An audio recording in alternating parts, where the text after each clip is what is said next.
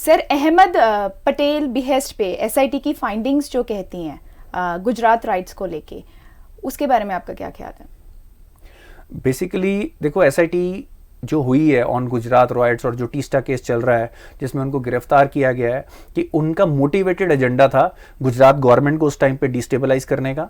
वहाँ पे नरेंद्र मोदी के ऊपर कि भाई ही वाज इन्वॉल्व, उसके लिए फैब्रिकेट करना, उसके लिए जो भी एविडेंस थे मैन्युफैक्चर करना रेदर देन फाइंडिंग, वो मैन्युफैक्चर करने लग पड़े थे। और अहमद पटेल कांग्रेस के बहुत ही इंपॉर्टेंट सीनियर लीडर थे।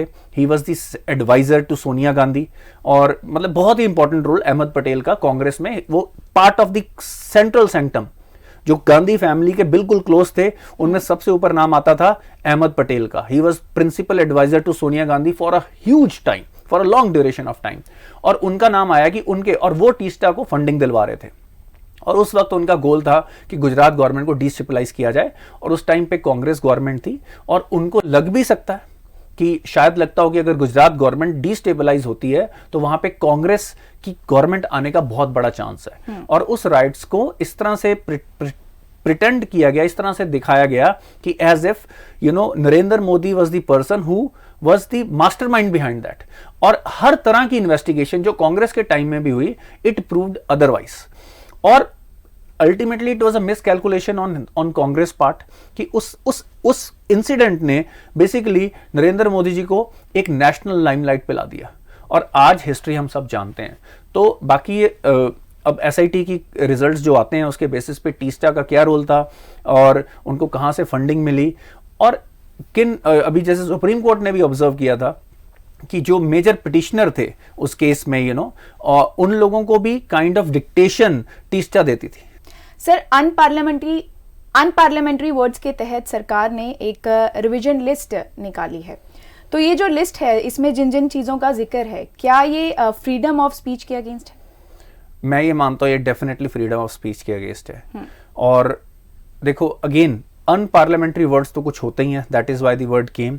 तो ये एमपीज के अपने विवेक पे होना चाहिए कि उन्होंने किस तरह के वर्ड यूज करने हैं।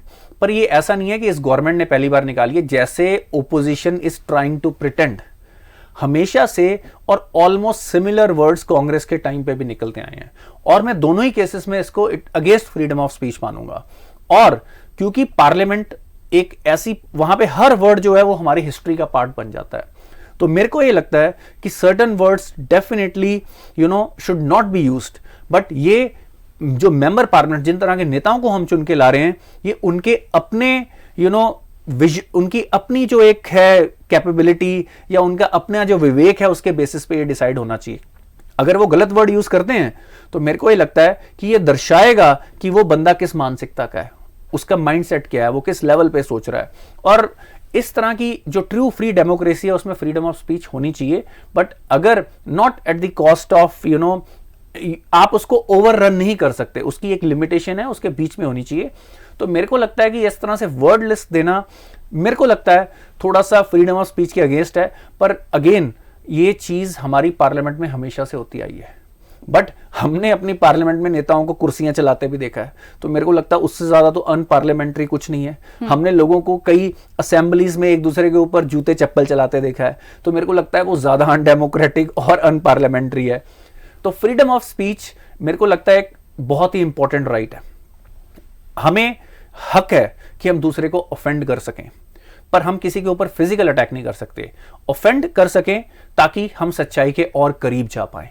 तो freedom of speech is one of the star rights amongst the primary rights, जो सब इंडिविजुअल के राइट्स हैं, जो बेसिक राइट्स हैं, उसमें सबसे स्टार जो राइट है वो है फ्रीडम ऑफ स्पीच है। Sir, Sri Lanka is all set to elect new government after crisis.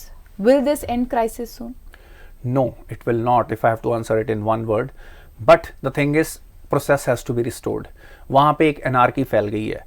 हो क्या रहा है, डेमोक्रेटिक इंस्टीट्यूशंस को ख़त्म किया जा रहा है, और कोई बड़ी बात नहीं है। मेरे को ऐसा अंदाज़ा लग रहा है कि इस एनार्की के पीछे शायद फॉरेन फोर्सेज हों जो श्रीलंका को एक काइंड ऑफ बनाना रिपब्लिक बना दें। तो इट इज़ वेरी इंपॉर्टेंट कि एक इंटरिम गवर्नमेंट बनाई जाए, जो उन्होंने अनाउंस किया 21 जुलाई को नए प्रेसिडेंट अपनी स्वेरिंग इन कर लेंगे, और उसके बाद एक फ्री इलेक्शन हो। इन द मीन टाइम जो लॉ एंड ऑर्डर की सिचुएशन बन गई है उसको कंट्रोल किया जाए।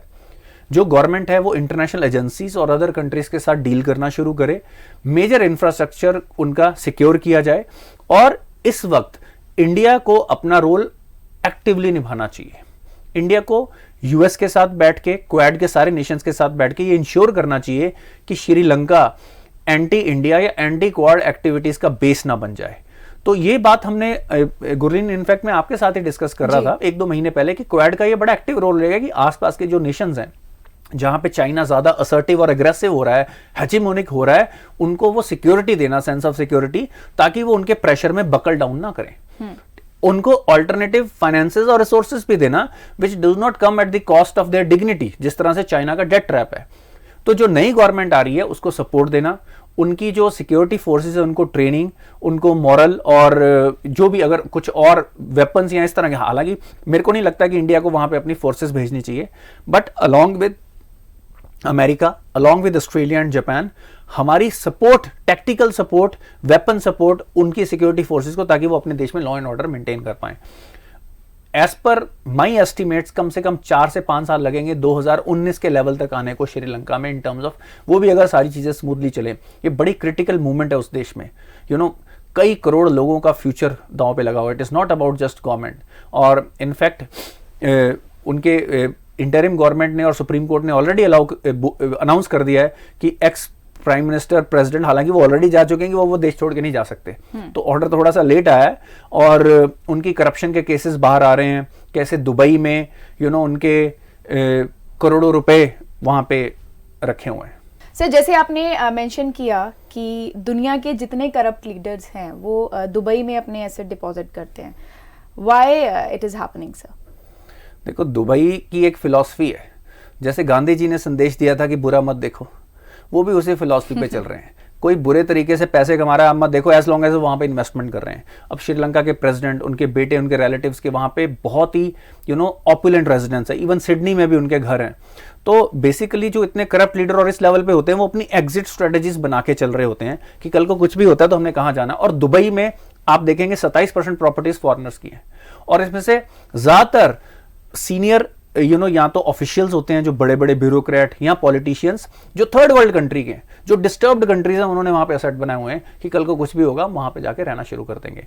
तो दुबई की जो चकाचौंध है, उसके पीछे की ये कड़वी सच्चाई है कि they allow dictators, corrupt people, war criminals, इस तरह के लोग जो गरीबों का पैसा छीन के वहां पे आए हैं, उनको अलाउ करते हैं वहां पे एक एग्जिट देने में। तो मेरे को ये लगता है कि अब इंटरनेशनल कम्युनिटी की रिस्पॉन्सिबिलिटी है कि इनफ प्रेशर हो कि ताकि ट्रांसपेरेंसी आए। अगर भारत के भी कुछ करप्ट पॉलिटिशियंस, कुछ गैंगस्टर्स, कुछ लीडर्स और ब्यूरोक्रेट्स के वहां पे एसेट्स हैं, तो भारत की जनता का राइट बनता है, क्योंकि वो हम जैसे आम लोगों की मेहनत की कमाई से जो चोरियां की गई हैं उससे बने हुए एसेट्स हैं। तो मेरे को लगता है दुबई गवर्नमेंट पे, यूएई गवर्नमेंट पे, ये इंटरनेशनल कम्युनिटी को प्रेशर बनाना चाहिए। पर प्रेशर बनाएगा कौन? वो बनाना होता है टॉप ऑफिशियल्स ने, टॉप पॉलिटिशियंस ने, और उन्हीं के तो एसेट्स हैं। Sir, Joe Biden Saudi Arabia के दौरे पे गए, उन्होंने काशोगी मर्डर की बातचीत की प्रिंस सलमान से। देखो, मैं इसको एक आई वॉश मानता हूं। वो काफी देर तो ये बोलते रहे जी सऊदी अरेबिया में ह्यूमन राइट्स नहीं है, डेमोक्रेसी नहीं है, तो हम उनके साथ डील नहीं करेंगे। और जैसे ही पेट्रोल के रेट चेंज हुए, जैसे ही यूक्रेन वॉर हुई, और वो 1 मिनट में वहां पे पहुंच जाते हैं, और उसके बाद सऊदी प्रिंस के साथ फिस्ट बम्प करते हैं। और ये सारा कोरियोग्राफ्ड है। उन्होंने हाथ किंग से मिलाया, पर सऊदी प्रिंस से नहीं मिलवाया, ताकि वो बोल पाए जी मैंने तो हाथ भी नहीं मिलाया, जबकि सबको पता है। और खशोगी एक आई वॉश, एक फॉर्मेलिटी के लिए बात कर दी, क्योंकि वो बहुत बड़ी बड़ी स्टेटमेंट्स इलेक्शन से पहले और इलेक्शन के बाद दे चुके थे कि we will not tolerate it. Khashoggi में अपनी जो लोग हमें देख रहे हैं उनको बता दूं कि ही वॉज अ जर्नलिस्ट, जिसकी मर्डर के पीछे सऊदी प्रिंस सलमान को मेन एक्यूज बोला जा रहा है कि उन्होंने उनकी मर्डर की गो हेड दी थी, और टर्की की सऊदी अरेबिया एम्बेसी, जो टर्की के अंदर सऊदी अरेबिया एम्बेसी, वहां पे उनका कत्ल कर दिया, उनको तलवारों से काट दिया गया था। और इसके कारण सऊदी प्रिंस काइंड ऑफ दुनिया में लोगों ने उनसे हाथ खींच लिए थे, because he was seen as a human rights violator. और कोई भी वेस्टर्न डेमोक्रेसी या कंट्री का प्रेसिडेंट उनके साथ अपना उठना बैठना नहीं दिखाना चाहता था। बट मेरे को ये लगता है कि अब ये सऊदी प्रिंस की एक बहुत बड़ी विक्ट्री है, क्योंकि वो अपने देश में इन्वेस्टमेंट्स, वो अपने आप को नॉन ऑयल तरीके से डाइवर्सिफाई करना चाह रहे हैं। और आज अगर यूएस के प्रेसिडेंट को उनसे मिलना पड़ रहा है और डिस्कशन करना पड़ रहा है, वो सिर्फ आई वॉश है। At the end of the day money, petro dollar speak. आज अमेरिका को जरूरत है, हम जो बात करते हैं कि अमेरिका के कोई प्रिंसिपल्स नहीं है, डेमोक्रेसी पे नाम पे वो बड़े देश बर्बाद कर चुके हैं, और अभी भी क्योंकि उनको फंड्स चाहिए, मनी चाहिए, ऑयल चाहिए, उसके लिए उनके कोई ऐसे डेमोक्रेटिक प्रिंसिपल्स नहीं है। वो वर्स्ट से वर्स्ट डिक्टेटर से उन्होंने हाथ मिलाया, अच्छी से अच्छी डेमोक्रेसीज को उन्होंने बर्बाद किया है, और करोड़ों लोगों का जो एक नॉर्मल और खुशहाल लाइफ जी रहे थे, बर्बाद करने में अमेरिका का मेजर हाथ रहा है। तो इंडिया भी जब उनसे डील करता है, we should be very careful. Although मेरे को पता है कि हमारी जो foreign policy it is very strong, it is sovereign, we are one true sovereign democratic nation. तो this is the story of a true USA की ट्रू स्टोरी तो यही है। Insightful indeed, sir. Thank you so much for your views. सही खबरों के सही विश्लेषण के लिए जुड़े रहिए हमारे चैनल के साथ और अपने सुझाव जरूर दीजिए हमें कमेंट सेक्शन में. Do not forget to subscribe to our channel and download our app. Thank you.